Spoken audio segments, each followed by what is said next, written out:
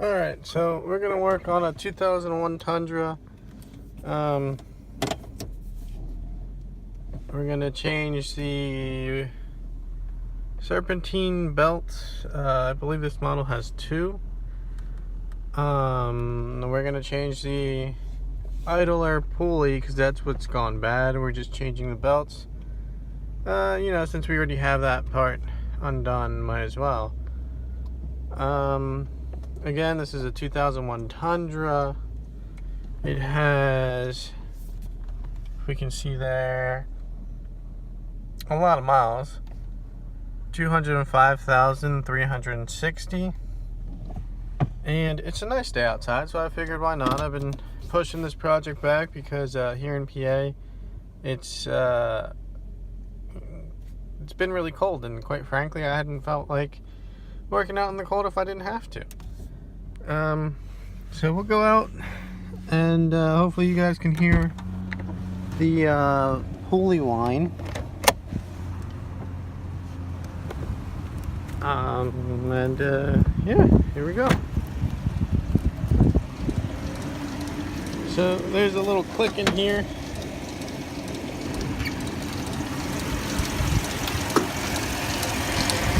And if you can hear that right there, it's that pulley, that idler right there that's making all that clicking sound. We actually took one of those, I don't really know what you call them, but those stethoscopes for cars. And we were able to determine that's where the clicking was coming from, so I got the new one right here. Not terribly expensive, but since it is a Toyota Tundra, an imported part, I got it at Advanced Auto Parts. Not bad. I think it was something like 30-40 bucks. But here's the new part we're going to be putting in. And I'm going to get cranking at this. I'll, take it apart and show you in a couple minutes what I've done so far. I'm hoping this won't take too long. I've never done this, but we'll see. Alright, I'll be back. Alright, to start off, we're going to take the this bottom pan. I believe it's a you can see it here. It's a anti-skid plate, I believe, or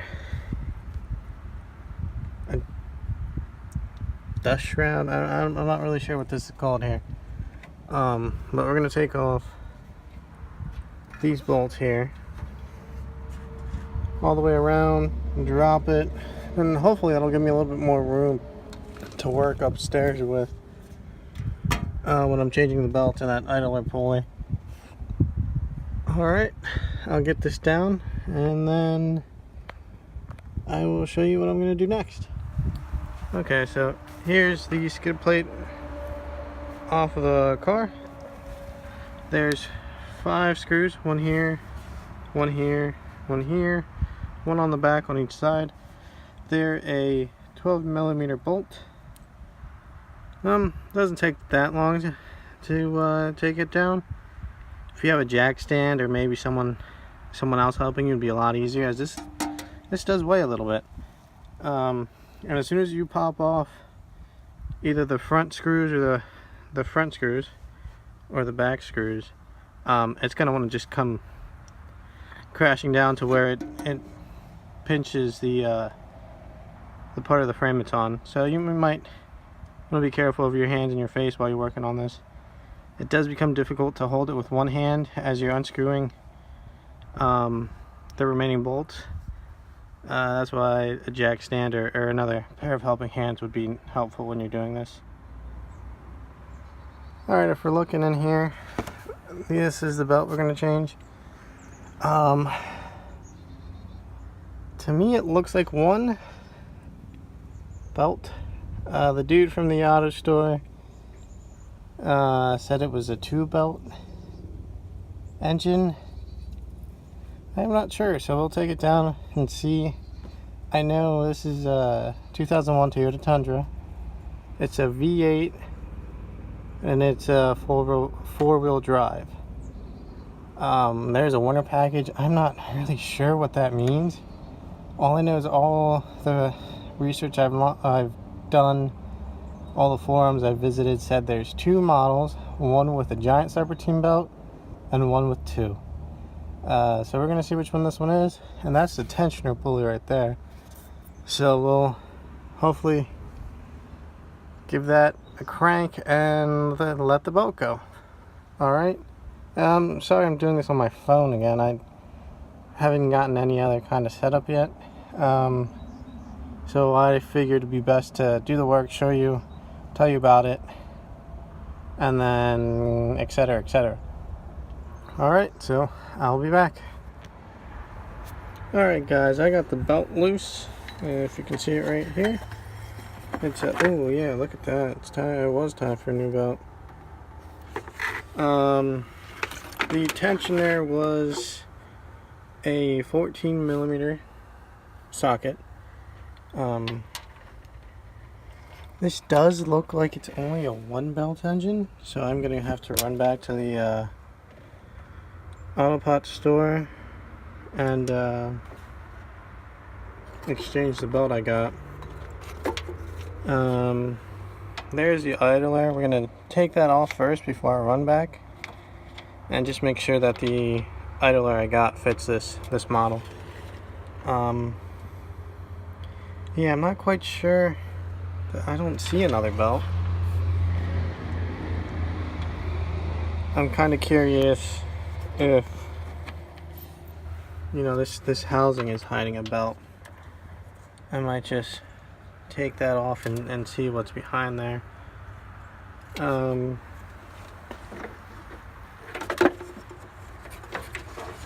Well, let's go see if the belts are even big enough.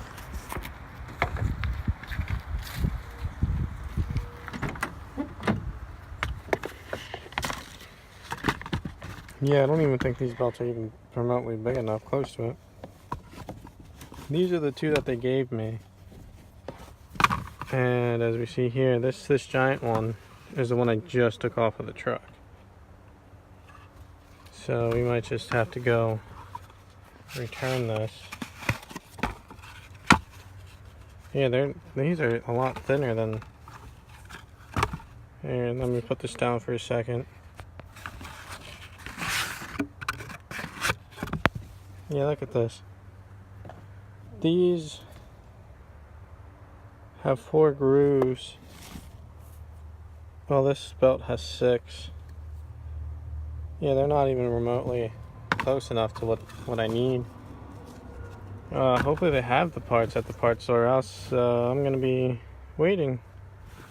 Well, it's not too much of a wait. I know I waited for these belts and the idler for I think 2-3 days. Again, I use this truck as a work truck, so it's not too much of an urgent thing, as not really working in the winter at this time. Alright, well, I'm gonna go tackle that pulley and I'll be back. Okay, as you see there, I got the idler out. I unscrewed this, I believe it's an AC line. There's where it went. There it is. Vice grip is just keeping it out of the way. The bolt for that is a 14mm bolt, and I used a 1/4 wrench. This guy, this big guy. I believe that's 1/4. I could be wrong. Here's the old idler. The cap. Here's the new one. So there is a slight ticking when you put your finger in here and you twist around. This one is a lot tighter, no click. This one's a little loose. This one spins without effort. This one you have to put a little effort into it. And there's a slight tick, so I'm pretty sure that's the part that was giving us that awful ticking noise. I did spray a little bit of PB Blaster, you know, the DIYer's mechanic best friend. You can never have enough PB Blaster or brake cleaner. Well, I'm off to the auto parts store, sorry, to exchange the belt. The two belts are too small, and so obviously this is the model with the one belt. Alright, well, I will be back. Okay, I'm back from the auto parts store. Got the right belt, and now I'm gonna go put it on. I forgot to tell you guys earlier, it's probably easier if you're gonna be doing this to get to the tensioner pulley from the bottom of the car. I'll show you guys in a second. There's a lot more room to work with. So yeah, if you see here, it's a straight shot to the tensioner pulley, whereas if you're working from the top, you're gonna hit that radiator hose and that gets in the way. Alright, now it's time to put this belt on, and I will come back and show you how hard or easy it was. Yeah, for some reason they gave me the wrong belt, but super nice lady who helped me out figure out which one was the right one I got. We measured it, it's the same measure, it's got the same amount of ribs in it, and now we're gonna go put the idler pulley on and the serpentine belt. Alright guys, if you see here, the belt's on nice and tight. I did wrestle with it for maybe about 20 minutes. Definitely do it from down the car, the same way you would do it to release the belt. Working from underneath the car is a lot easier. Also, if you have the bigger the wrench you got, the better. The more leverage, it makes that tensioner so much easier to move. Alright, well, let's fire this guy up and see if it's all running well. The belt is in all the right places where it needs to be. Idler is on. Alright, well, let's crank it up.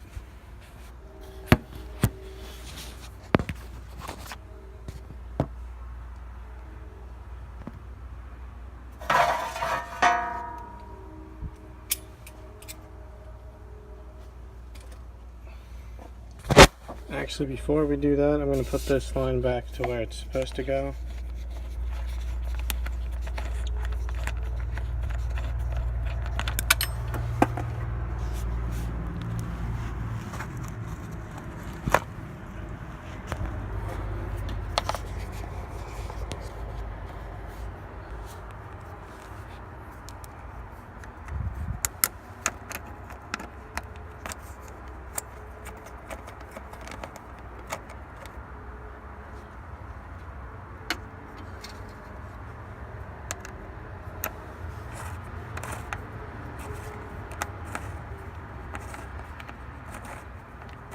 Yes, I could use a screwdriver, but this was already here.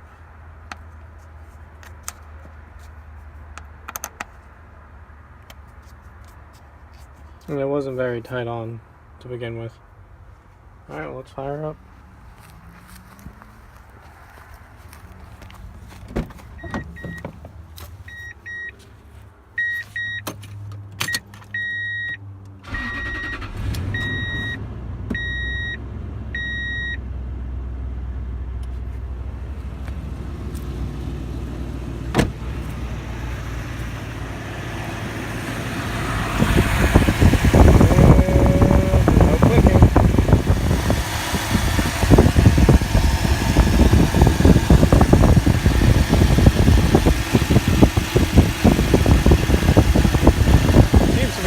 Nice and smooth.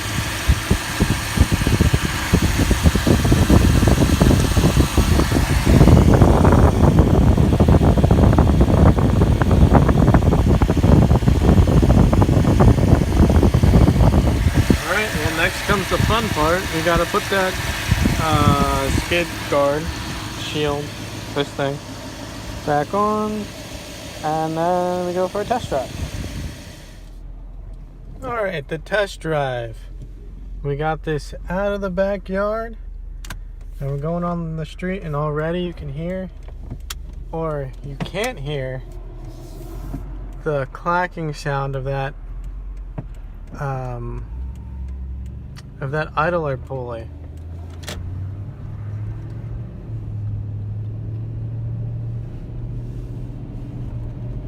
Before you would hear it and it would just go clack, clack, clack, clack, clack, clack, clack. And the faster you went, the harder it clacked.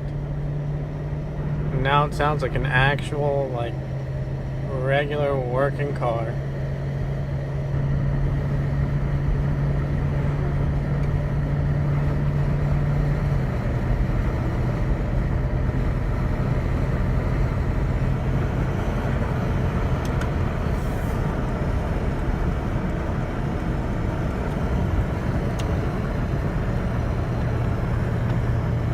Now the next project is to get this window aligned. There's a little crack right here. These aren't the original doors of the truck. The truck was actually hit probably maybe a year or two ago. And you know, this isn't my truck. This is actually my dad's truck. We use it for work. He worked with me every once in a while. But he felt that he didn't really care if the car looked, you know, color matching doors and everything. These are actually a little lighter gray than the rest of the car. The reason is he didn't feel like going through the hassle of matching the doors, because also if you look there, the paint's already chipped off the hood for whatever reason. And instead he bought himself a beater car, a little Mazda Miata from like the 90s, which is, it's a nice little car. Don't get me wrong, it's fun to drive. Maybe I'll make a video of that. You know, it's fun. It's a little sports car. For those of you that don't know what a Miata is. But back to the truck, it's running like a dream. You know, for a truck that has over 200,000 miles.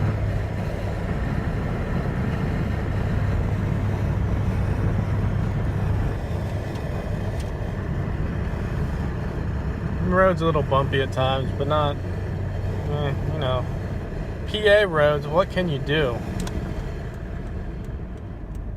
So I'm just doing a little loop around, I would say the neighborhood, but it's more like farmland. You know, doing a square, going back to the house after this, just to make sure everything is alright, and if it breaks down near the house. And I know some of you guys are going to be like, why didn't you use a torque wrench, or how much torque did you put on the bolt for the idler? Well, I don't have a torque wrench. I know there was some on Black Friday for sale, but I didn't really buy too many things for me during Black Friday. I mostly just went Christmas shopping for like friends and family, girlfriend and her family kind of thing. You know, the only thing I really bought for me was that Craftsman cart to roll under the car.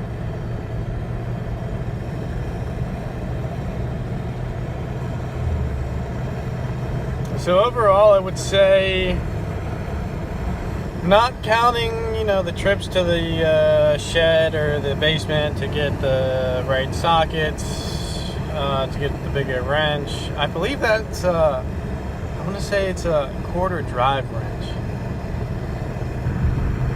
The bigger wrench that I used earlier that I showed you guys. I'll write down everything I used in the description box. I'll see if I can get you the car parts. That way, you know, maybe when you go to the store, they won't give you the wrong stuff. And it's annoying, but I know he didn't mean it on purpose, and they were nice when I went there and exchanged it and everything. But yeah. what else to tell you guys? Besides, the car seems and sounds like it's working so much better than before. I wish I would have gotten a clip of, you could hear it inside the cabin. That's how loud that little clacking sound was.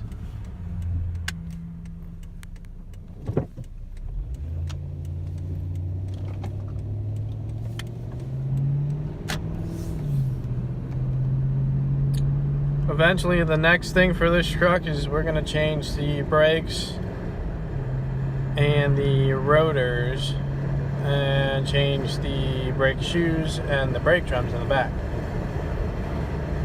That'll be next on the list for this truck. The brakes are just about shot and the inspection is in January, so we'll probably do that within the next month or so.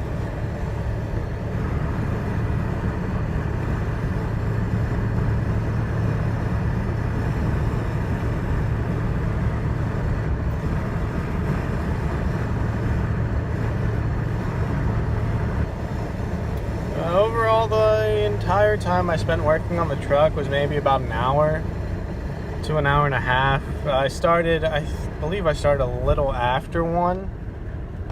And right now it's like 4. So I would say I probably spent a good hour and a half working on the actual truck. And the rest of the time going back to the auto parts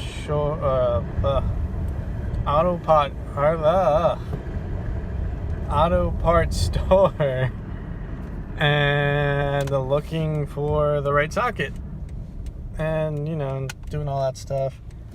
The actual trip to the auto parts store probably took about 45 minutes. They weren't really sure what the dude was doing who gave me the 2 little small belts. Because the lady who helped me today told me that the part that I needed was in stock and they never order it.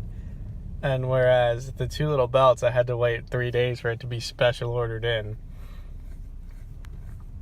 So yeah, they spent like a good 45 minutes trying to do it. I thought I was going to have to wait another 2 to 3 days to get the actual belt, but that wasn't the case. Thank God. Because I didn't want to just leave this truck laying around till Sunday maybe. But yeah, it was definitely entertaining. They had no idea what was going on.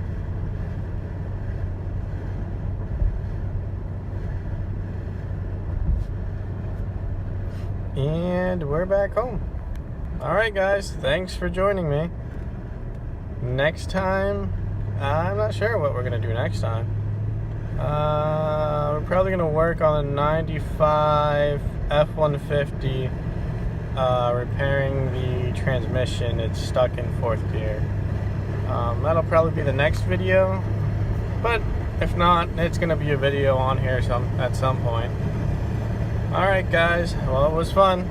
See you next time. So I tightened the bolt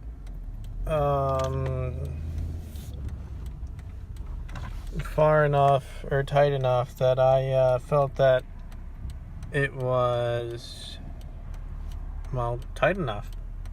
I don't have a torque wrench, so I just kind of tightened it to where I felt it was good enough, and I would say about 90% of the time I'm usually safe. I've only had a couple instances where it turned out I had to tighten stuff more. But after I get done with the drive, I will open the hood, see if everything's still tight, and call it a day.